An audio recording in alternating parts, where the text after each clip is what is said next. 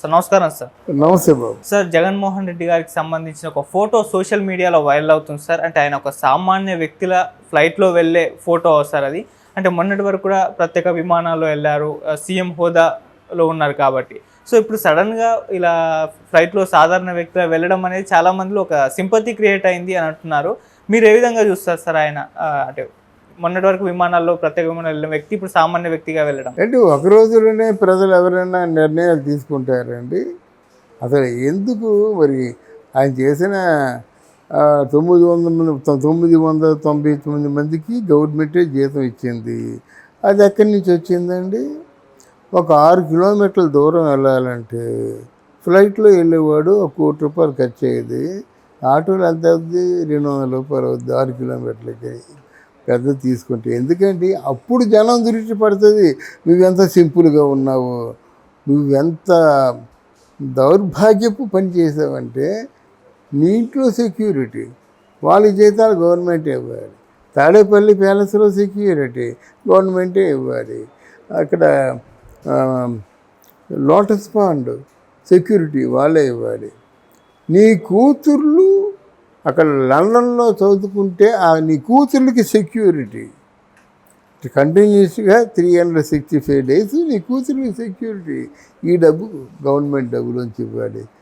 ఇంత కుటిలమైన రాజకీయం చేసి ఇంత కుటిలంగా ప్రజాధనాన్ని ప్రజల నోటి దగ్గర కూడి తీసుకుపోయిన తర్వాత ఆయన అనుకున్నట్టుగా సింపతి రేజవుద్దా? ముందు కక్కించండి. ఇప్పుడు 26 జిల్లాల్లో 26 కార్యాలయాలు పెట్టుకున్నాడు. ఆయన ఆక్రమించి కొంచెం అయ్యో పాపం అన్నీ పోయినాయి అనుకుంటాం, కానీ ఏమీ లేదు కదా, పోలేదు కదా ఆయన. ఇప్పుడు 1000 కోట్లు వాళ్ళ మీద అభియోగాలు మోపి నిందలు మోపి వాళ్ళ బుర్ర జల్లేసే కార్యక్రమం చేసి ప్రజల్లోంచి ఒక తిరుగుబాటు తీసుకొద్దామని చూస్తున్నాడు. దానికి ఎన్ని 1000 కోట్లైనా ఖర్చు పెట్టడానికి సమర్థుడు. దానికోసం సపోర్టు కోసమే కాంగ్రెస్ పార్టీని పెట్టుకున్నాడు. సపోర్టు మాట దేవుడు అడుగు. కాంగ్రెస్ పార్టీలో కలిసిన 2వ రోజే జైలు చేరిపోతాడు అని మధ్య నువ్వు రాజకీయంగా పడగొట్టే ఆలోచనలు ఏమైనా వేసావా? నువ్వు ఎప్పుడు తీసుకున్నట్టున్నా ఏ నిర్ణయాలైనా సరే నీ పార్టీని నిలువున ముంచేసే నిర్ణయాలు తీసుకున్నావు కదా. అంటే ఈ రాజకీయంగా మంచి వ్యూహం పన్నాడు అనుకోవడానికి ఏమి లేదు, అక్కడ లేదు. ఎవరంటే ఇంటి గుట్లు బయట పెట్టుకుంటారా? ఎవరైనా చేస్తే ఇంత అనుభవం ఉన్న చంద్రబాబు నాయుడిని మన రాజమండ్రి జైల్లో వదిలేస్తారా? వేడి ఇస్తే నీ సొమ్ము పోయిందేమయ్యా? కుళ్ళు కాకపోతే ఏసీ పెడితే నీ సొమ్ము ఏడిపోయిందంటే నువ్వు బయటికి వెళ్ళావు అంటే ఏ సుఖాలు మర్చిపోతావు నువ్వు? ఎక్కడైనా నెంబర్ 1 హోటల్ తీసుకుంటావు, అంతే కదా. లేదా ఏ జిల్లా వెళ్ళినా సరే నీ తాలూకు గ్రాండియర్, నీ తాలూకు మంచి బ్రహ్మాండమైన 5 స్టార్ హోటల్ లాంటి నిర్మాణాలు ఉన్నాయి, దాంట్లో పడుకుంటావు. అంటే ఇంత కఠినంగా వ్యవహరించి ఏమి సాధించావు నువ్వు? ఆ రోజు చంద్రబాబు నాయుడిని అరెస్ట్ చేయకుండా ఉంటే మొత్తం ఓట్లు నీకే పడేవి కదా. చంద్రబాబు నాయుడిని ఓట్లు అంటే అరెస్ట్ చేసిన తర్వాత ప్రపంచవ్యాప్తంగా చంద్రబాబు నాయుడు వల్ల ఎవరు మేలు పొందారో అందరూ బయటకు వచ్చారు. మేము ఉద్యోగాలు చేస్తున్నామంటే ఈరోజు చంద్రబాబు నాయుడు తాలూకు చలవ చెప్తున్నారు కదా. బెంగళూరు నుంచి, అమెరికా నుంచి, సింగపూర్ నుంచి ఎంతమంది 86% ఓటర్లు వచ్చారంటే because of the Chandrababu Naidu sincerity. నువ్వేమనుకున్నావు? చాలా తెలివిగా వ్యూహం పనిచేశాను, ఈ దెబ్బతో మాకు లోపల కొట్టేయనమని చెప్పాడు.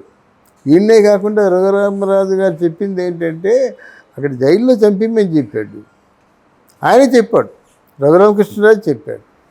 మరి నిన్ను ఏమి చేసావు గనక నీ మీద సింపతి వస్తుంది? స్ట్రెయిట్గా మిమ్మల్ని ప్రశ్నిస్తున్నాను.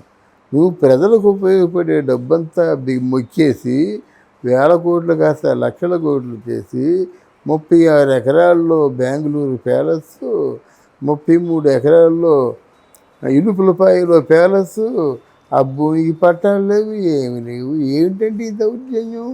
ముఖ్యమంత్రి మాత్రం భూమి కట్టుకోవాలంటే ఆయన తీసి అంటే కొనాలి కదా, రూపాయికైనా కొనాలా?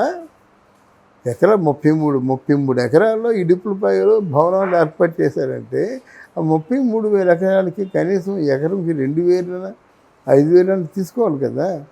అదేమీ లేదు. పట్టాలు ఉన్నాయి లేదు, అడిగితే ఉన్నాయంటారు.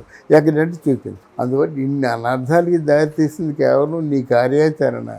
లేకపోతే ఏంటండి, ఓదార్పు యాత్ర అని పెడితే మనమే చెప్పుకున్నాం, నీకెందుకు ఓదార్పు యాత్ర, నువ్వు వెళ్తే వాళ్ళు నిన్ను ఓదార్చాడు. అది సిచ్యుయేషన్. ప్రజలు బాగున్నారు, నవ్వుతూ ఉన్నారు, హ్యాపీగా ఉన్నారు. ఇప్పుడు నువ్వు ఎందుకు వెళ్తున్నావు అంటే నిన్ను వాళ్ళు ఓదార్చాలి. ఎక్కడో మామూలుగా ఓదార్పు పెడతారు కొంతమంది, భర్తను కోల్పోయిన వారికి ఎటెండో కుర్చీలో కూర్చోబెట్టి అందరూ వచ్చి ఓదారుస్తారు. అమ్మ పర్వాలేదు, నీకు ఎంతో జీవితం ఉంది, హ్యాపీగా పడుకోమ్మా, నీ పిల్లలు ఉన్నారు కదా నేను మాట్లాడతారు. అలా చేసే పర్వాలేదు. అంటే దాడి జరిగిన వాళ్ళపైన వాళ్ళకి మద్దతుగా సపోర్ట్గా నిలవాలని ఏ నాయకుడు అని అనుకుంటారు కదా సార్? ఎవరికి?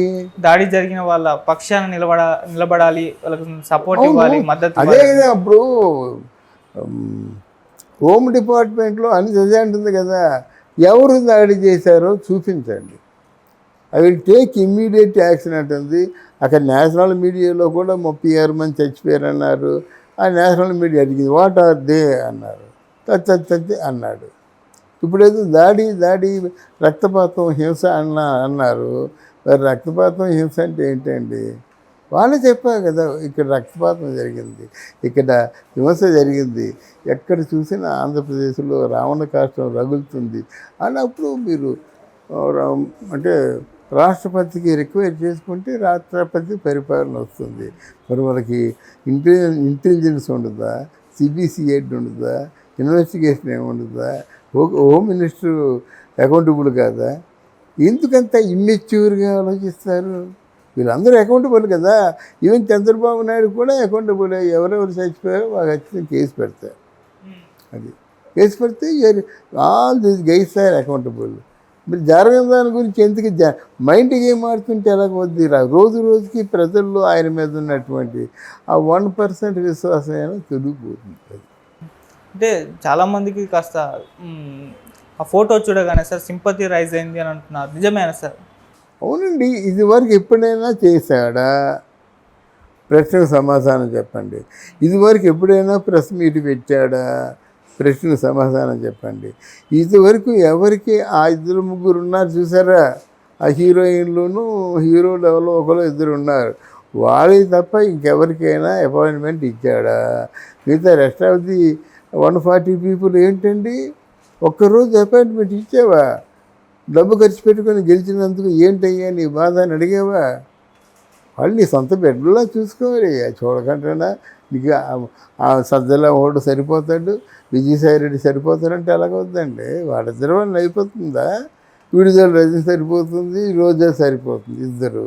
అదే నలుగురికే ఇస్తారు అపాయింట్మెంట్, మిగతా వాళ్ళు ఎవరెత్తారు? ఇప్పుడు ఆయన మాట్లాడతాడు కొడాలి నాన్నతో, కొడాలి నాన్న రమ్మని చెప్పడం గబ్బు చేస్తారని, ఏం చేయాలో ఏం మాట్లాడాలో ఎంత తీవ్రంగా మాట్లాడాలో అని చెప్పింది మన జగన్మోహన్ రెడ్డి లేదా సజ్జల. అది ఇంకో విషయం. ఫైనల్గా వీళ్ళందరూ రాజకీయ భవిష్యత్తుని కోల్పోయారండి. ఇక్కడి నుంచి రండి, ఇక్కడి నుంచి వచ్చినట్లయితే అక్కడ తమ్మినేని సీతారాము, ధర్మాన ప్రసాదరావు, వీళ్ళందరూ రాజకీయ జీవితమే కోల్పోయారన్నమాట. వైఎస్ఆర్ కాంగ్రెస్ పార్టీ విశాఖపట్నంలో ఉంది, ఎవరో గెలిచారా? తర్వాత ఏమో ఇక్కడ దొరబాబు ఉండేవాడు పిఠాపురంలో, జనసేనలో కలిసిపోతున్నాడు కదా. అలాగా తర్వాత ఏమో ఆయన పేరేం పేరు ద్వారంపూడి చంద్రశేఖరరావు, ఎన్ని వేల కోట్ల స్కామ్ చేశాడు. ఈరోజు మన పార్టీలో తెలుగుదేశం పార్టీలో చేరిపోతున్నాడు అన్నమాట. అంటే వీళ్ళకి రాజకీయ భవిష్యత్తు కావాలంటే అటు అంటే బాగా ఆలోచిస్తే జగన్మోహన్ రెడ్డి, లేకపోతే కూటమి అంటే మరి ఫ్యూచర్లో చంద్రబాబుకి పవన్ కళ్యాణ్కి గొడవలు.